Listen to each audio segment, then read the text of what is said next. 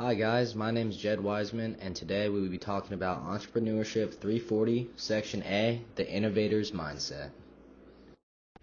Initially, what stood out to me in this course was the personality and entrepreneurial tests that we had to undergo to push our creative boundaries. I've done these tests before, but I was able to easily gauge where I was at and needed to be in order to be successful in this course. It is very necessary to gain a self-understanding before pursuing a business and making big decisions. This is how you can build a better team or work on yourself. After getting an idea of where we were at individually in our entrepreneurship journey, we could then focus on our mentality. Allowing your thoughts to flow is very key in product or service development. Without a growth mindset, you are only limiting yourself and your potential to do something amazing.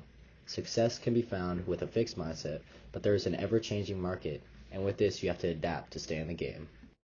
When brainstorming a product or service idea, I find it helpful to do the spaced out activity, where you're required to generate ideas about anything and everything you could possibly do, combined with some grounded or basic ideas that are nothing special or have been done before. This gives you aspects to pull from each, allowing the creation of a more feasible and unique idea.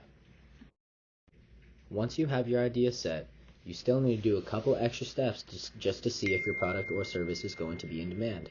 There are several ways you can go about this. In my case, I considered interviews, discussing with friends, family, or strangers, asking if my idea would bring value to their life. There are other ways you can go about this, but from here, you can decide if it's worth the investment or not.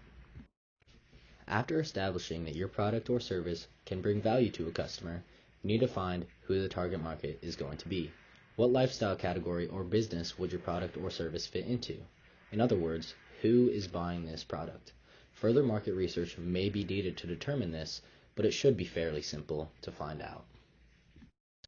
Once the customer is established, it is vital that you examine your market. The market is all relevant businesses that could be your competition, or to just see what is out there already. You can find this out through basic market research by seeing if your product or service is already in the surrounding areas and how they bring value. This can benefit your idea by allowing you to tailor your services based on other successful companies. From here, we take action. Entrepreneurship is all about taking action and calculated risks. This essentially involves pitching your idea to potential investors to gain their opinions with hopes of winning someone over. A lot of factors go into this process, such as your product success and how you actually run your business, such as partnerships or distribution methods. We now move on to failure. Every successful person has failures under their belt. As an entrepreneur, you can only view failure as an opportunity to improve and learn from the mistakes that led you to that point. Resiliency, passion, and business knowledge are enough to make a company thrive. It is all about keeping your entrepreneurial mindset. Many entrepreneurs experience failure due to product timing, simply creating a product when the market is not ready for it. For example, General Magic, a technology brand, dropped the first smartphone in 1994, soon to realize that the market wasn't ready to accept or invest in this type of technology. Moving with the flow of the market is vital to gaining traction with your innovations. Every business wants to know how they are going to make their money. Revenue models can help companies determine which revenue source to prioritize, how to price the products, or even understanding their target customer. We see these in our everyday life without even noticing, such as your subscription to Spotify Premium or Amazon for providing a wide range of products or services to customers. The entrepreneurial journey can be done individually, but the power of having a team behind you makes your idea more powerful and efficient. These individuals can be specifically selected to complement your strengths and weaknesses.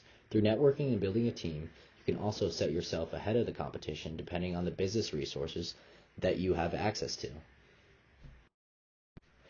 We also cover ways to fund your business through bootstrapping and crowdfunding. Bootstrapping is the use of existing resources such as personal savings or your garage to start your company.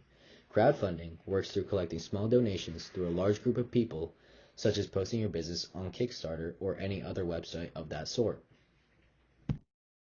The power of good marketing. Marketing is going to be how you get your product and business recognized. Building your brand, establishing an online footprint, billboards, TV commercials, it is all marketing. Also, with good marketing, you can help free up more time to focus on production and innovation of products, instead of building a poor brand or not effectively getting your word out. There are also a lot of legal and IP issues that can come up when trying to create a business. Stealing ideas and replicating certain aspects of products can lead to numerous issues or even lawsuits. A huge case regarding this came up in August 2012 when Samsung willingly infringed on Apple's design and utility patents. Apple walked away with nearly $1.1 billion after the lawsuit. A social entrepreneur is someone who pursues novel applications to solve or improve community-based problems.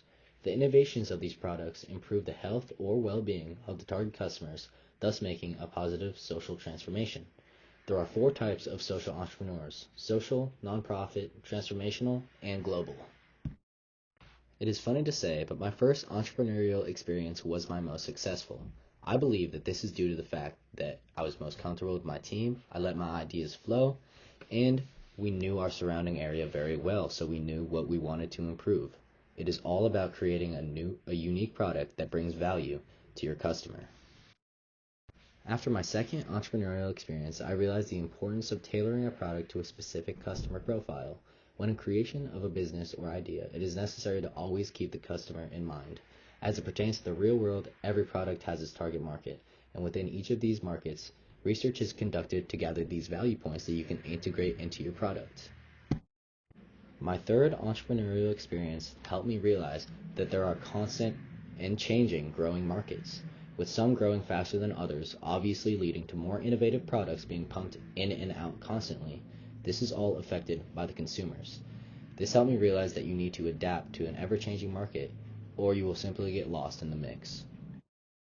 Throughout this course, I have learned the power and influence of your mindset, not just in entrepreneurship, but on my daily life. How entrepreneurs think and persevere through challenges is something I want to take and put to practice to improve myself. Another huge takeaway was the fact that value is of utmost importance when creating a product or service. You must always keep the customer in mind. I was very surprised to see how many of the entrepreneurial concepts covered in this course could be applied to real life, outside of business. Resiliency and ambition build success. I was expecting this class to be more tailored towards student creativity as well, which it was, but we always had some sort of limitation with our consumer profile or market change.